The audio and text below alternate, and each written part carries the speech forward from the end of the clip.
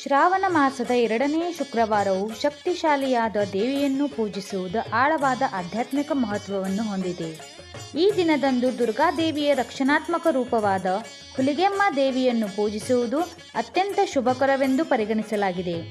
ಭಕ್ತಿಯಿಂದ ದೇವಿಗೆ ಹೂವುಗಳು, ವಿಳೆದ ಎಲೆಗಳು, ತೆಂಗಿನಕಾಯಿ, ಸೀರೆ ಅಥವಾ ಕುಪ್ಪಸದ ತುಂಡು ಅರ್ಪಿಸಿ ದೀಪಗಳನ್ನು ಬೆಳಗಿಸಿ ಮತ್ತು ದೇವಿಯ ಪವಿತ್ರ ಪ್ರಸಾದವನ್ನು ಸ್ವೀಕರಿಸುವುದರಿಂದ ಮನೆಯಿಂದ ದುಷ್ಟಶಕ್ತಿಗಳು ದೂರವಾಗಿ ಶಾಂತಿ, ಸಮೃದ್ಧಿ ಮತ್ತು ಉತ್ತಮ ಆರೋಗ್ಯವನ್ನು ಪಡೆಯಿರಿ.